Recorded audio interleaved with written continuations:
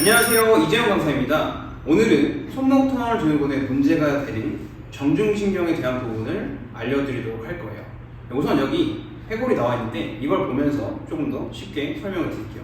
이 정중신경 그리고 손목 터널 증후군이 발생하는 분들의 대부분의 특징은 어깨가 이렇게 이제 말려있는 라운드 숄더라고 하는 체형이 있다라거나 아니면 우리가 흔히 말하는 구분등인 체형, 그리고 거북목이나 목이나 어깨에 어떤 질환을 가지고 계신 분들에게 나타날 수 있는 특징들이라고 보시면 됩니다.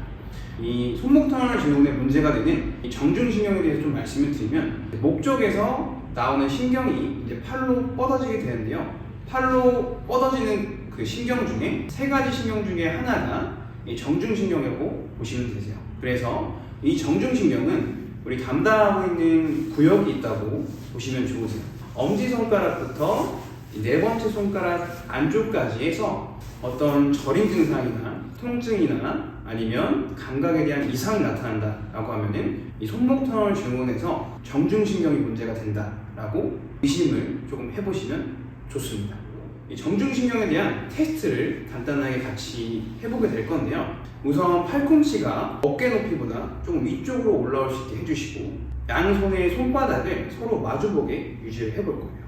그리고 30초 이상 이 자세를 유지를 했을 때 방금 제가 말씀드린 부분에 대한 손에서 저림이나 어떤 통증, 이상한 감각들이 느껴진다라고 하시면 손목 터널 증후군에서 어떤 정중신경에 대한 부분에 문제가 있다라고 보시면 좋을 것 같아요. 자, 같이 30초 정도 해보겠습니다. 이렇게 우리가 테스트를 했을 때 어떤 이상이 나타난다라고 하는 분들에게 이제 간단하게 할 수 있는 스트레칭을 해볼 건데요. 아까 제가 이 해골을 보면서 설명을 드렸는데, 이 정중신경이 지나가는 통로를 좀 말씀을 드리면, 목의 옆에 있는 이 사각근이라는 근육, 그걸 지나서 그 다음에 쇄골 아래쪽에 있는 부분을 지나고 가슴 쪽에 있는 소흉근이라는 근육을 지나서 팔로 뻗어지게 되는데요. 그 신경이 지나가는 라인을 따라서 오늘 스트레칭 할 수 있는 방법을 알려드릴게요. 우선은 손바닥이 하늘로 갈 수 있도록 올려주시고요. 이때 중요한 게 어깨가 으쓱대지 않도록 해주세요. 어깨가 으쓱대면 긴장이 되면서 신경을 누를 수가 있으세요. 그대로 다시 손바닥이 하늘로 가게 해서 팔꿈치를 쭉 뻗어준 상태에서 손목 자체를 아래쪽으로 꺾어주세요. 그때 당기는 느낌이라든가 아니면 신경이 스트레칭 되는 느낌을 느끼게 되면 제가 말씀드린 정중신경이 늘어나고 있다라고 보시면 좋으세요. 이 동작에서 많이 당기거나 통증이 나타나지 않는다라고 하면은 다음 동작을 해볼 건데요. 방금 했던 동작에서 추가적으로 신경의 움직임을 좀 만들어 볼 거예요. 그래서 팔꿈치를 접어서 내 몸 쪽으로 가져오시고 다시 쭉 뻗어주면서 호흡을 뱉어주실 거예요.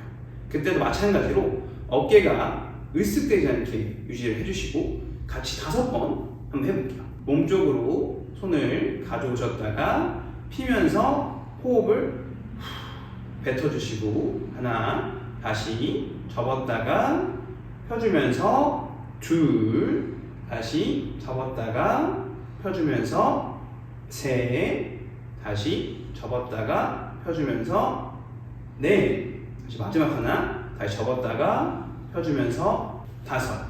이렇게 동작을 해보셨다라고 하면은 아까 우리 평가로 테스트한 걸 다시 한번 해볼게요. 그래서 팔꿈치를 어깨 높이보다 좀 더 위쪽으로 올려주시고 다시 손바닥을 마주보게 해준 상태에서 아까의 느껴졌던 통증이나 감각이 조금 편해지거나 좀 더 저림 증상이 완화됐다라고 하면은 효과를 보고 있는 거니까요. 이제 너무 많이 하기보다는 5개에서 10개 정도씩 해주시고 조금 더 쉬었다가 다시 해주시면 좋을 것 같습니다. 오늘은 손목 터널 증후군에 문제가 되는 정중신경에 대해서 조금 말씀을 드렸고요. 다음에는 조금 더 도움이 많이 되는 정보로 가져오도록 하겠습니다. 감사합니다.